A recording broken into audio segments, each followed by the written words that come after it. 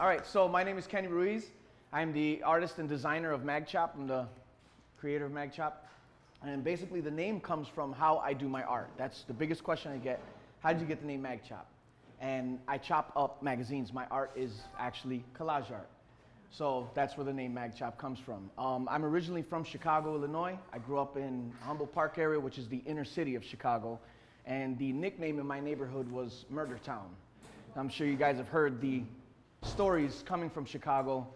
Yeah, they started way back when I was younger as well. I grew up in a rough neighborhood, and I came from really good parents, but life has its way of turning things around. My parents ended up splitting up, house broken, and one thing that people don't know about gangs, and Chicago gangs especially, is that when you go through something hard and you're in the neighborhood, they're gonna take care of you. So when your parents and your family's struggling and you guys are all down, guess what? They're gonna step in, they're gonna say, hey, I got you. I got you. You need some shoes, you need school supplies, you need these things, they're gonna take care of you. And these are kind of things that happen as I started, once my parents had split up, I started getting into the street life very easily. I started off doing graffiti and then started slowly graduating into gangs where my mom and basically freaked out and was like, listen, you know what? I'm not gonna have you lose your life here in Chicago. So she shipped me off to Florida I was like 15 years old. And there's a saying that they say, you could take the kid out the city, you can't take the city out of the kid. Well, I came into Florida and right away it was like a free-for-all. It was like, this is easy. So, I started getting in trouble down here as well. And after getting kicked out of both Ely and Deerfield High School, I realized that I needed to get something better going with my life. Had an opportunity that none of my friends in Chicago had. Several of them had passed away after I moved to Florida, and I was just like, man, I have an opportunity to do something different. So I ended up graduating actually through a special program. I graduated on time and I actually won the award for most artistic.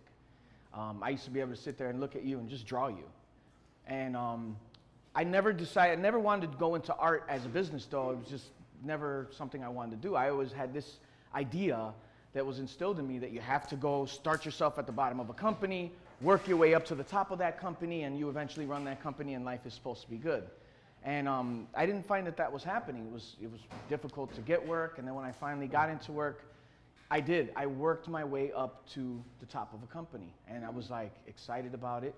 And my life had gone into a very positive direction. I was managing a major plumbing outfit. I had like 64 people under me. I come from doing the actual sewer and drain work, plumbing work. I got injured and worked my way into the office on light duty and up to operations manager. But tragedy struck in a weird way. When I wasn't doing anything wrong, in 2006, I was arrested and I was charged with attempted murder on a law enforcement officer amongst a slew of other charges, and it was a mistaken identity. I lost 2 years of my life and had to go to trial. Now, thank God I didn't have to spend the entire 2 years in jail. I spent from January to May, but I don't know how many of you have been to jail, but it sucks, and I hated it. But I was still, even with my resume, it was still difficult for me to get work. And now I'm out on bail. Nobody wants to invest in you while you're out on bail, because if you go to jail, then they wasted all their time and money on you. So I found myself in that situation. But I went through it, went to trial, 7 days of trial, 3 days of deliberation. I was found not guilty. And it was really a blessing. It was really a blessing how it all went down, the people that were involved and everything like that. So I was ready to hit the workforce. But still with this record looming over me, because when you're found not guilty, it doesn't automatically erase from your record like, hey, this guy's a good guy. No, it stays there. And so I'm getting work, and even, like I said, with a impressive resume, people were like hesitant. I ended up working for this framing company that was doing the framework for American Royal Arts, which was the entertainment fine art leader for 25 years. Well, the company ended up being sold, and when the owner closed it, he said, listen, the people that we do the frames for, they need somebody in their shipping department. And I was like, you know what? At this point, I'll take it. You know, I was like, there was no more pride in like, you know, you have to swallow your pride. You know, I was used to making $80,000, $90,000 a year, and now I'm making $12, $14 an hour. It's a really big difference. But I worked there, and I worked my way up through the company again into accounting, and I started doing the accounting. But I learned the art business.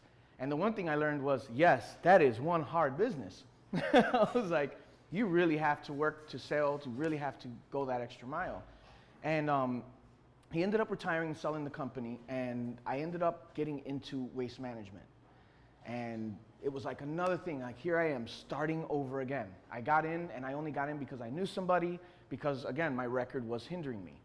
But I got up to a certain point in waste management, and again, I found myself getting ready to start over. So I looked to this company, and I mean, what an amazing company. It's a nationwide company. The position was lucrative, and I went for it. I went to the interview. First interview was great. As far as I knew, I was hired. They were like, you're who we want. You know, everything. I met the whole team. They said, next week, come in. You're going to finish all the paperwork up. You'll meet the HR department and the owners.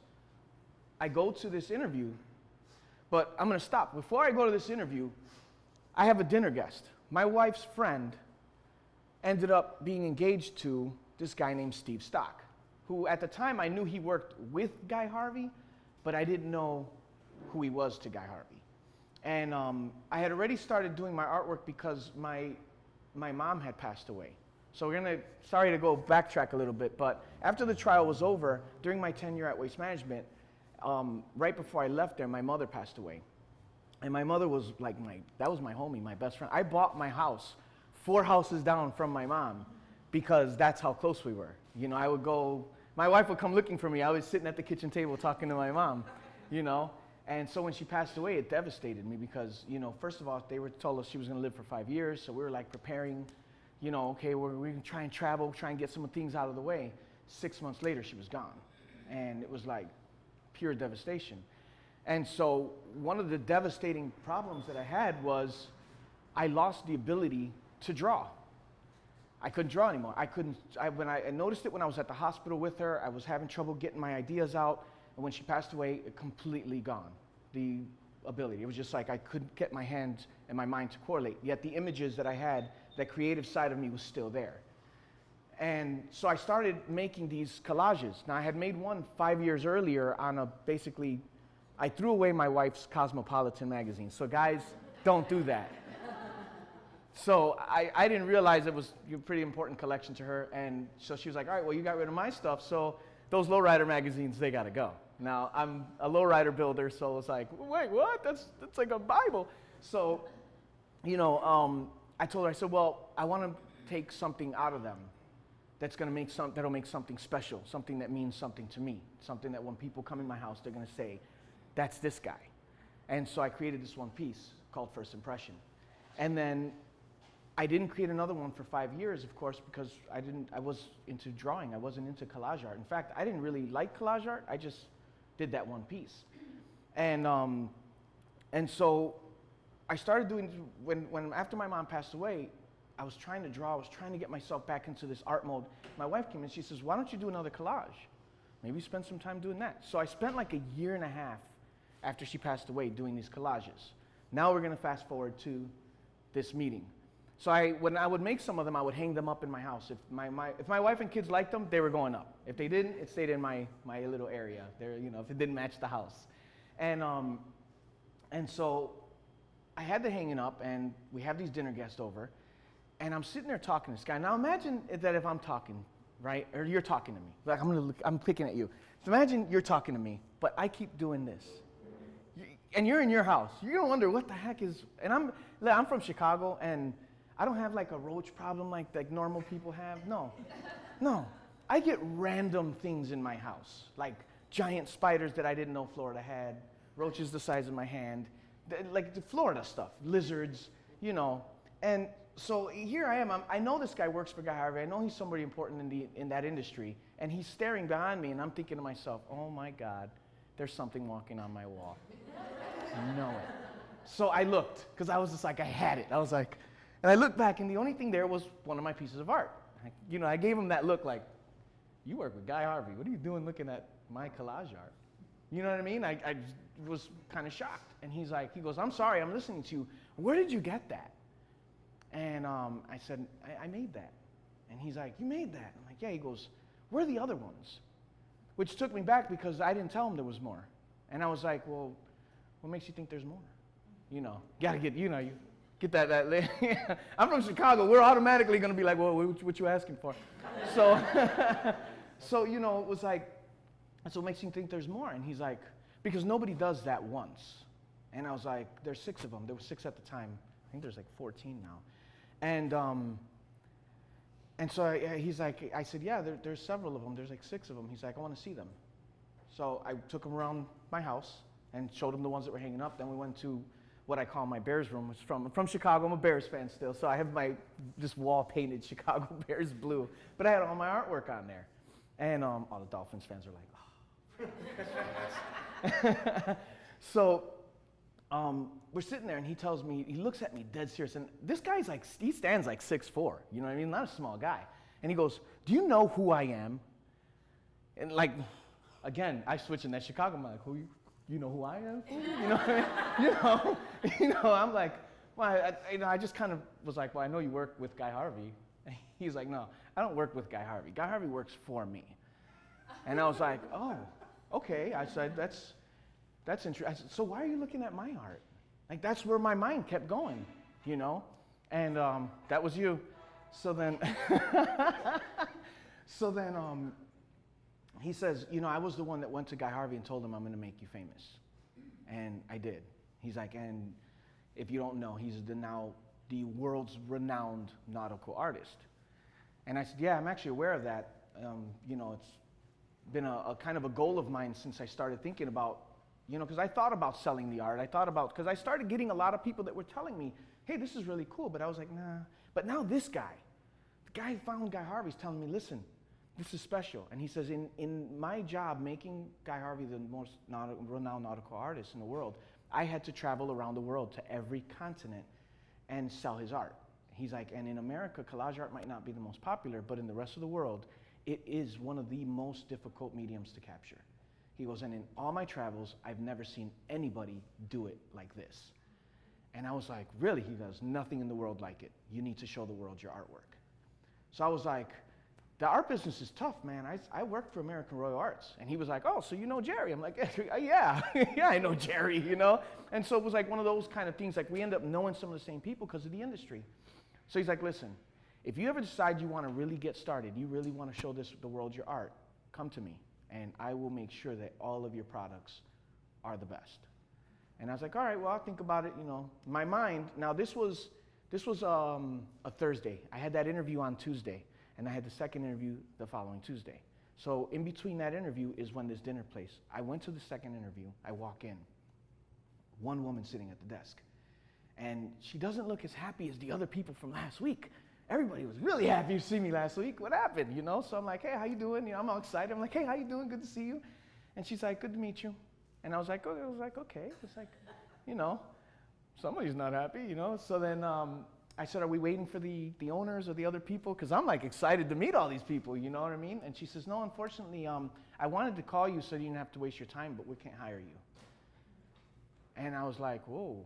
What do you mean you can't hire me? What happened? And now my mind is racing because I'm like, I left waste management for this, I'm thinking to myself, you got to be kidding me. So I was like, well, what happened? I'm like, last week everything was fine. You're holding my resume right there in front of you. What happened? And she says, well, honestly, you have some really, really steep charges that were pressed against you at one time.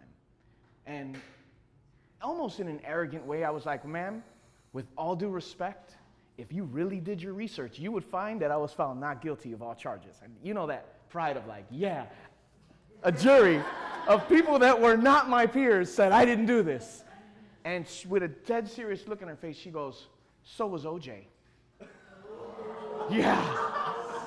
Yeah, you see what I'm saying? You can't make this up. I was so angry that I couldn't be. Have you ever been so mad at somebody that you're just not even mad anymore? You're just like, that was good. And that's what I did. I just like, you're right, so was OJ. I grabbed my resume, I said, you have a nice day. And I walked downstairs, I got in my car, and I'm not a crying guy. And I cried, because I was humiliated. Here was former gang member, former graffiti artist, from Chicago, got in trouble down here, got myself out of it, worked to become this person that I would no longer be looked at in that light. And because of one mistake by an officer, not even me, I was once again put in this light. Once again, I was completely humiliated. And so I thought about it on the way home. I thought to myself, I can hear Steve Stock's words. You should show the world your art. You should show the world your art. And when I lost my mom, there was those moments of, God, what legacy am I leaving? What am I doing? What am I doing with my life? My whole life has been geared towards get a job, build myself up into a company, and that's it. There was no real who I am. There was nothing me in any of that. And how am I going to do that? But how am I still going to do that and be a good father and be a good husband, and be a provider? What am I going to teach my kids? Am I going to show them how to build a business? So all these things were wrestling through my mind as I drove home. And when I got home, I walked in the house, and I looked at my wife with tears still in my eyes, and I said, I was humiliated. They said I'm a thug, basically, and this is what, and I told her what happened. And I was broken, and I said, I'm going to call Steve, and we're going to start this business. And I said, we're going to struggle, because I'm going to tell you now it's going to be hard. I was like, but the thing was that I was smart. When I was working for Waste Management, I had a lot of perks, a lot of discounts, a lot of things. One of those things that that Waste Management does is they were very into family stuff. Well, they helped me, and I was able to put my wife through college. So she was finishing up as all this was going on, and landed a position like right within that week. Somebody called and was like, hey, want this position? It's for you. And it was basically making almost what we were making combined. And so I told her, I said, listen, because she didn't have the credit, I did. So I bought her a Jeep, and I had at the time a brand new Cadillac that had the STS V. I don't know if you guys are familiar with that, but that's the Cadillac tone. I turned it in. I got myself this little old Honda, and I said, you know what? I'm gonna start over, and instead of building my way up into another company, instead of building my way up, I'm gonna build my own company and do my own thing. And so that's how that came to be. So now I had to come up with a name, I had to come up with a logo, and these are all the steps that I started taking. And so, I turned in the car, came up with a name, came up with a logo, started figuring out, okay, I called Steve and I said, all right, I need to get my artwork onto canvas, onto museum paper. How do I do that? Because I don't want to sell the originals yet. I want to keep the originals. And so he helped me with that, and he's like, is there any products you want? And I said, you know what, I want to know what Guy Harvey did. I want to know how he did it. How did he become a world-renowned nautical artist when there are plenty of artists that paint fish? Well, there's a lot of artists that are collage artists in the world, and there's a lot of artists that can paint what I collage. How do you make a name for yourself doing that? And one thing that we have is social media. We have the option for social media. So I started pushing it on social media. That was the first thing I did. I started putting my art out there. I would Google collage art and hashtag collage art, and I was like, dang, man, I must be doing this wrong because it doesn't look like anybody else's. And that's why I kept thinking, like, nobody's going to buy this. Then all of a sudden, I get a phone call. Hi, yeah, we're looking for MagChop. And I'm like, yeah, this is Kenny from MagChop. And we get into this conversation. The lady's like, yeah, how much do you charge, blah, blah. So I was like, yeah, I could do a custom piece. And I'm thinking, shit, these things take months to make. These people talking about they need it within the 3 months. And I was like, all right, I could fit that in. So I was like, do me a favor, send me a bunch of images that you want in the piece. And she's like, okay. So she's like, I'll send it over. And I was like, well, how did you hear about me? She's like, well, actually, we had our team looking for a collage artist, and all 3 of them came back with your name, with MagChop. And I was like, oh, all right, cool. So now I open up the pictures, because I'm all excited to see what kind of people that I'm doing this piece for. What do they want in this piece? I start opening the pictures, and it's nothing but pictures of Chris Brown's mom, his kid, and I'm like, so I call him like, what am I doing here? What's going on? And she said, oh, it's for Chris Brown. We're presenting it to him for the start of his tour. We're part of his team, and we're presenting it to him at the beginning of his tour in LA. So that's what that is. That was the first major celebrity piece that I did, was for Chris Brown. And it was like, it started taking off from there. People started taking notoriety to my work. And so I was like, all right, well, what's the next thing to do? What would be another cool product that I got? I didn't want to just do the phone case thing, the t-shirt thing really quick. I wanted to do something that was a little less, I guess, common, a little less swap shop-ish. And so what I did was I came up with these awesome mugs. And when we figured out that we could put the artwork on the mug, it was like, cool, now picking a mug. So I got 15-ounce mugs because they had the big handles. Little did I know they were, I didn't know they were beer mugs. They're actually considered beer mugs because of the ounces, but they're quality. They're microwave safe, dishwasher, they work. So I was like, all right, so now I have another product, and I was like excited about it. But still, you still have to make those sales, you have to sell the mugs, you have to sell the art, and I was like, okay, how am I gonna get further? So I started doing a lot of different big shows, different things like that. I ended up going into networking events because I was like, you know what, I'm gonna go to networking events and meet people and see where there's a need. So I first said, I associated how am I gonna get people to like it? How am I gonna get people to feel interested in it? How do I get people to relate to it to take the time? Because sometimes when you look at collage art, there's so much, it's like, wow. But then when you spend the time, how do you get people to do that? And one of the things that I noticed was like, you ever have a song that you don't like, but then it plays during some time that you're doing something exciting, and the next time you hear that song, you're excited because it's like, I remember when I was doing this. I thought about that and said, what do people like? Music videos. So I went to the music industry and was like, hey, can I put my stuff in your music videos? And in meeting there, I met somebody from the TV industry. And they were like, yeah, you should come to this other meeting. And so I was like, all right, cool. I'll go to networking meetings and just keep meeting people.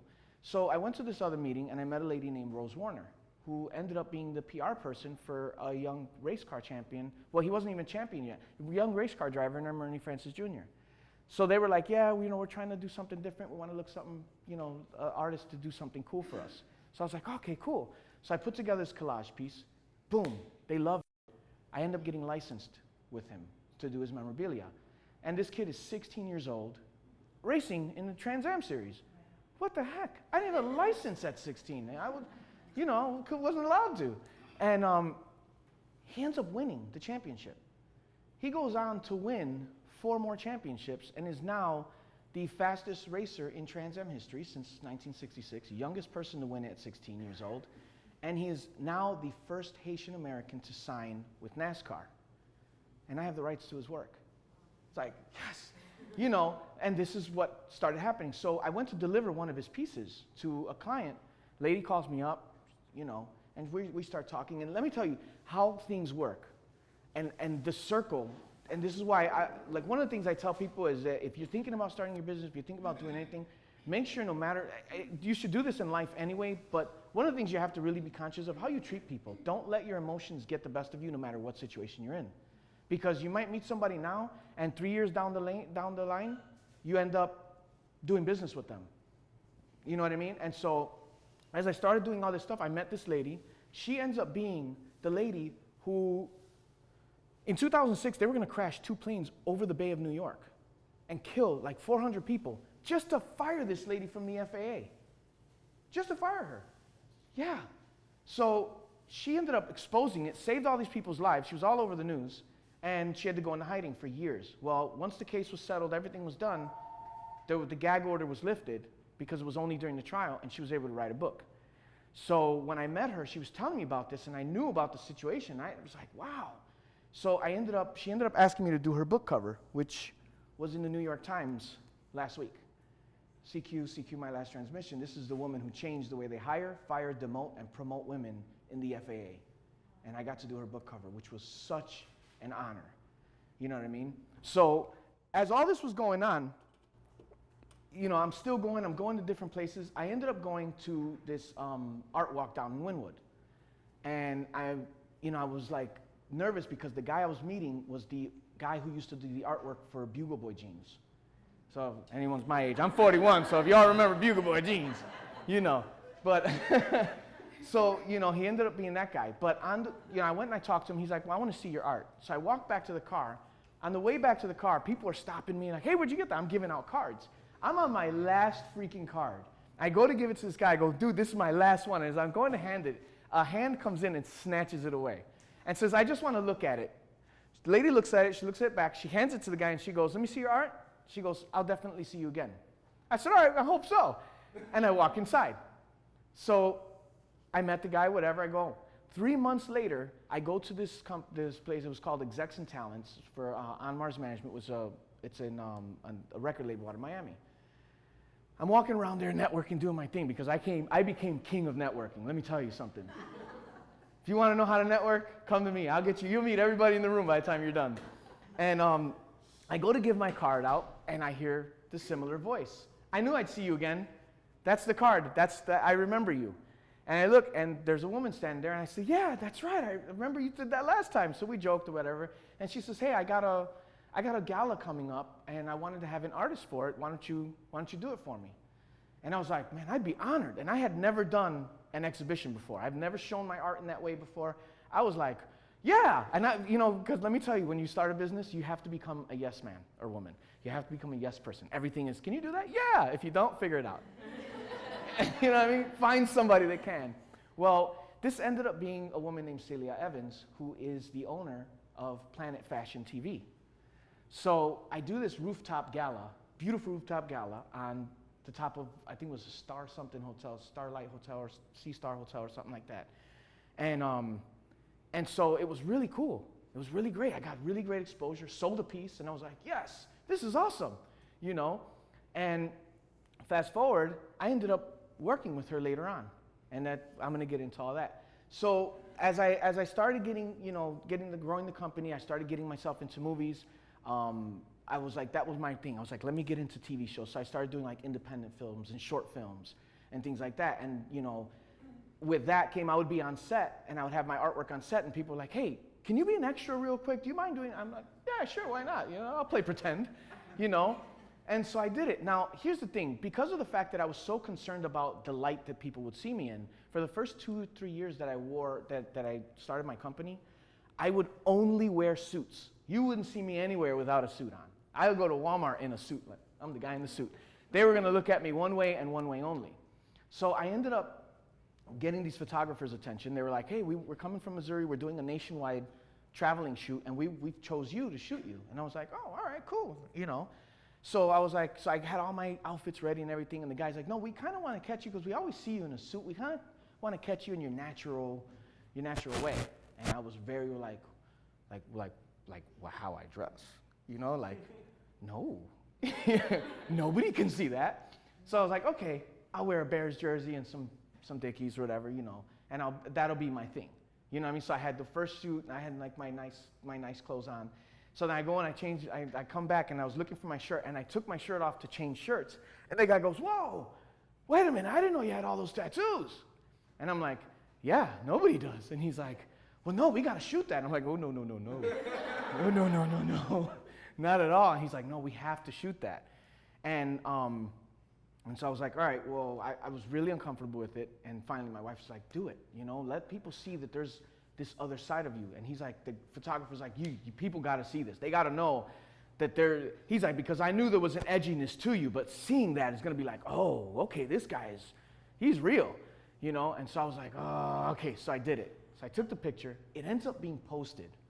And I get this random phone call from this like Asian guy. He's like, hey, real strong accent. He's like, can you send me a selfie because I want to use you for a commercial? What? I'm like, what? Like, yeah, sure, why not?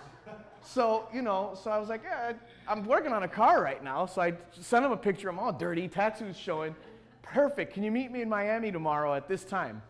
So I'm like, all right. I'm looking at the area. It's not that bad, but it's not, it's Miami. You know what I mean? It's a city. It's like Chicago's really not that bad, but if you go there at night, or certain neighborhoods, you're in trouble. So I was like, all right, I'll go down there. So I go down there.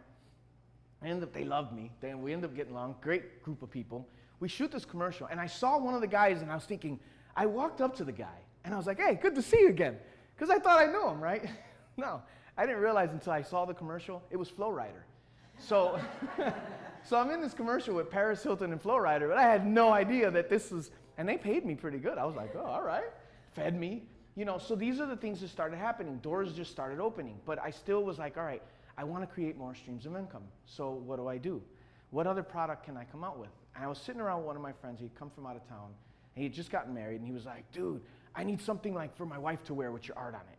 And I was like, well, I'm not doing like shirts or anything. Like, he goes, no, I need a bathing suit. Get me a bathing suit. And I was like, that's a good idea. Bathing suits. Bathing suits make the world go round.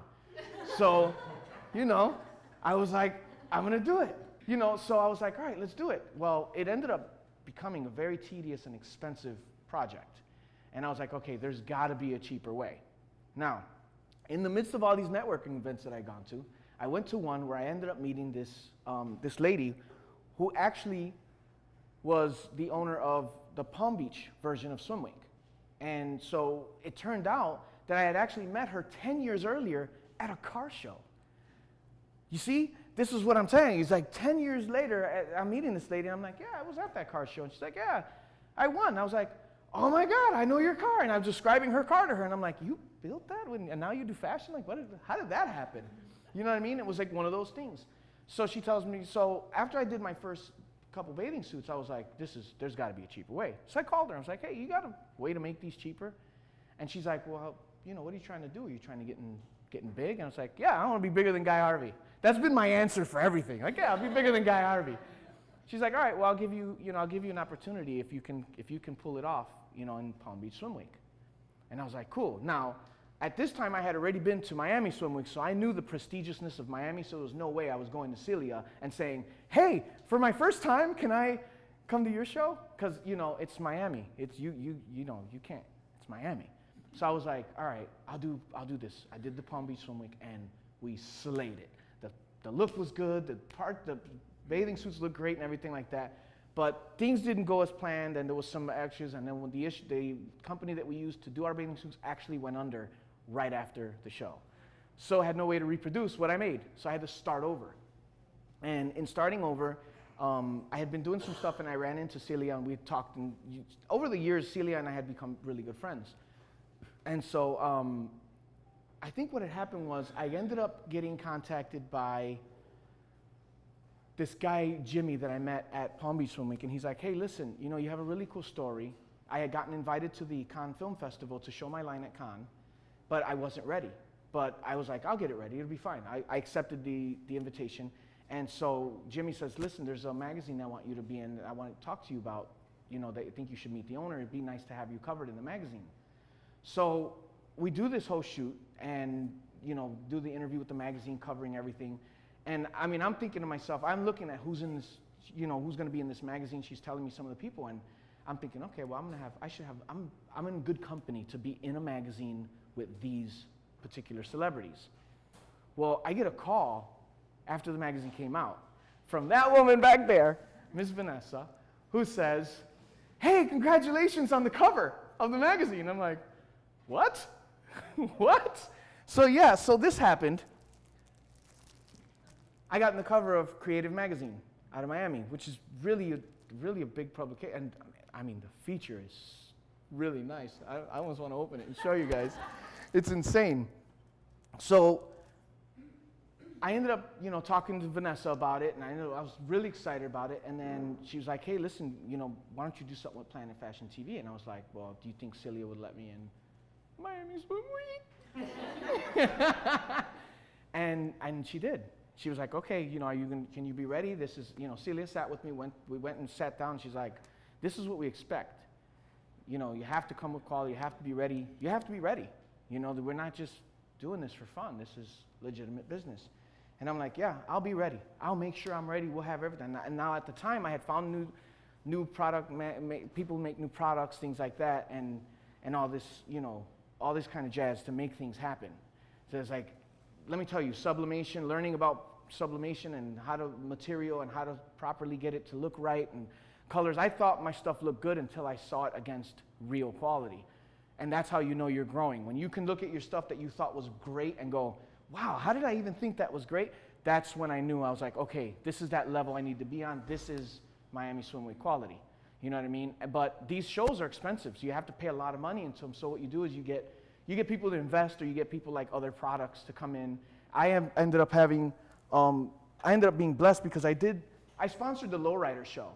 And sponsoring the Lowrider show, they did a big advertisement at the Dade County Fair. And it's like $5,000 to be at the Dade County Fair. I think it's $10,000 now to show for those 20 days at the Dade County Fair.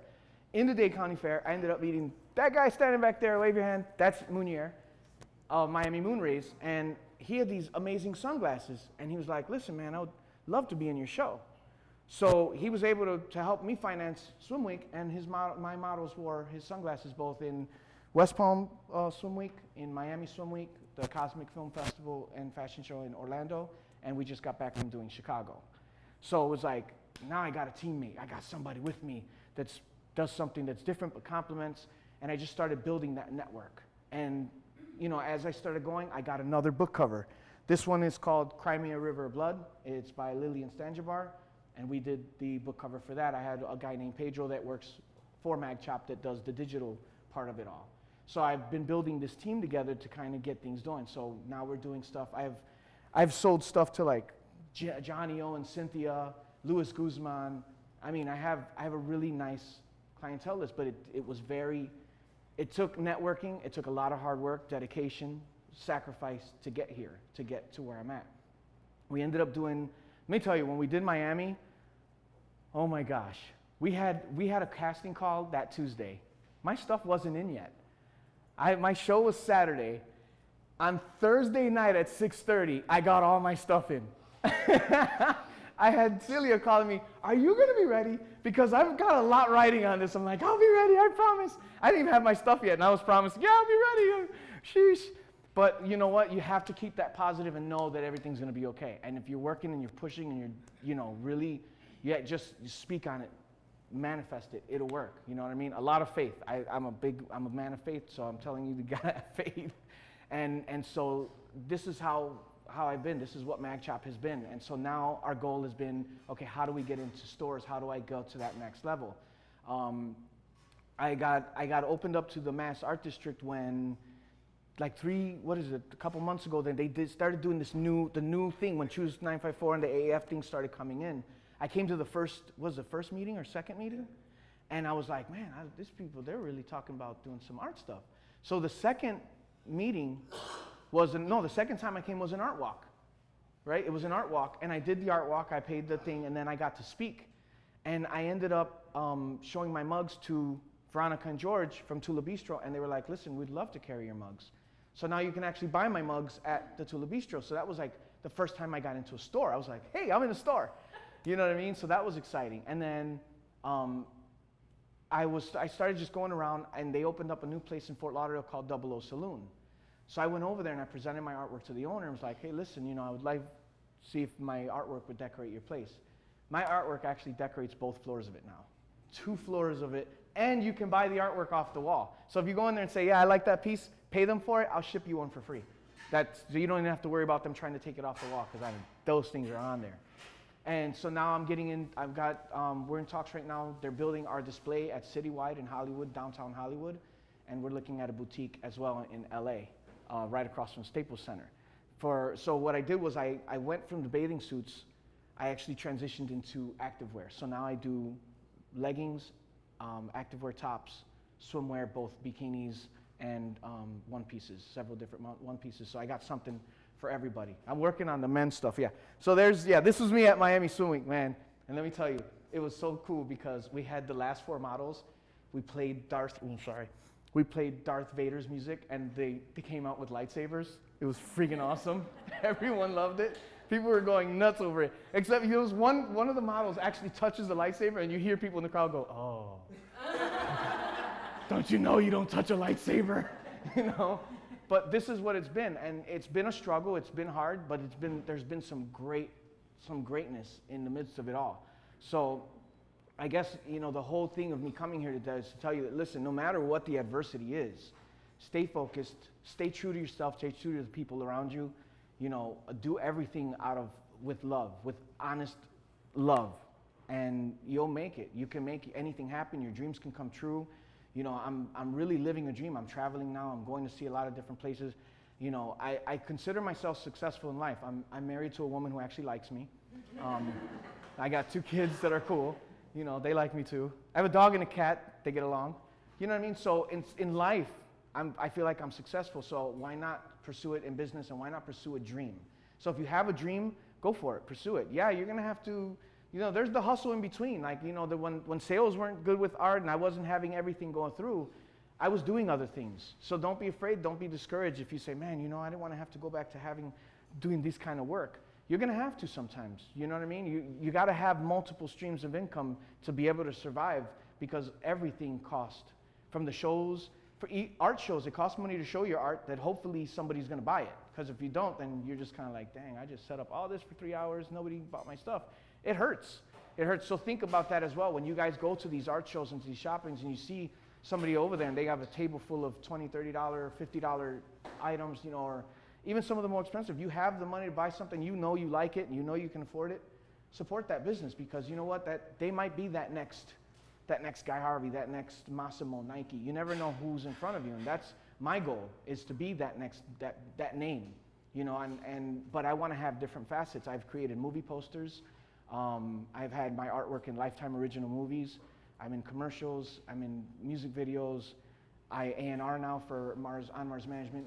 If I see talent, I'm sending them over to John. I'm like, hey, I got one for you, So you got to have all kinds of different facets to whatever you're doing, and don't be afraid to expand. If you would have told me 2 years ago that I'd be a fashion designer, I'd have called you a liar. I'd be like, no. But now the joke is I made it my work to look at women in bikinis. Yeah, who could do that? You know what I mean? Don't worry, I look and I don't touch. I love my wife, so it's not worth it. But I would have never thought that would have been something that I would have been able to do. And to go, don't be afraid to venture into everything. There's nothing you can't do, and as long as you're doing it right, there's a path that you're going to be on, and you will get on that path. It'll find its way to you, no matter what. But stay positive. Don't let it bog you down. I mean, it's sometimes very easy for me to want to give up. It's very easy for me to want to just try and go find that job to hide out in, because sometimes, as you get known and get more popularity, you get those weird things that happen, like when you're in a random restaurant and people are like, oh my God, it's you! And you're like, who are you? And but it's fun, it's cool, but it's sometimes, you feel bad because like you don't realize that people are really looking at you. And when you're in this industry as well, people are looking at you. They want to see what you do, how you do it. A lot of people are always asking me, how did you get to these places? And I always answer, networking. If you want your business to succeed, no matter what it is, whether it's your business, the business you're working for, networking is the key. There is nothing more important than networking. Go everywhere. Every networking event, don't ever be too big for anybody. Don't ever be too good for anybody. If someone tells you, hey man, do you mind sharing my page? Share it, post, because you know what happens is that people might like it, and then someone who knows them might somehow see it and go, oh, who's this person? Now they're following you. Now you post in your business, they're like, oh man, I'm glad I followed this person, because now I can see their stuff. You know what I mean? If you have a family or friend, or you are, starting your business, don't be afraid to tell your friends, hey, listen, can you go and like my stuff? Take the time to like it all. You know what I mean? Because you have to understand the algorithms of social media too. You're going to have to use your social media. So when it comes to your business, businesses have changed now. Even movie theaters are changing. Everything changes. Toys R Us went out of business because they didn't change. They didn't change. They didn't find any other way to bring in customers, to bring in business. So that's what I'm doing with MagChop. And one of the other things I'm trying to do is I'm opening a division that's going to be for movie posters and book covers, so I can go get those artists that can do that and say, here, you have a job. Because I hate the mantra of the starving artist. Because it's a very true mantra. And the reason why is because sometimes we do stuff for free to try and get it out there. And what happens is we're hoping that when we did something for free for this person, that when they're doing it again, they're going to come to you and say, hey, I'll pay you this time. You know what ends up happening is that they end up finding somebody else that's going to do it for free. And so you're like in this circle of people doing stuff for free, and you're like, how do I get out of this circle? Easy, say no. That's sometimes saying no is the best thing to do. Like, I'd love to do that project, but it's going to cost you. And when they don't get it, and they know when they know your quality, and they don't get it for free anymore, then they're going to be willing to pay for it. So you have to sometimes do that. I mean, I'm for and against free work. You have to do some of it for free. You have to give some of it for free. There's no way around that. People have to be able to see your work. They have to know who you are. Give it to them. You know what I mean? But then at a certain point, when you're starting to get that notoriety where people are now looking for you, that's when you don't have to anymore. That's when you can say, no, I can charge. I know what I'm worth now. Now I know that this is worth it. And And I can tell you, as an artist, one of the hardest things is to see your own worth and to sell your own product. I could sell ice to Eskimos, but selling my art was difficult for me. And when I have a booth, I usually have people work my booth. I have to walk away. My wife will send me away. She'll be like, listen, you got to get away. You talk too much.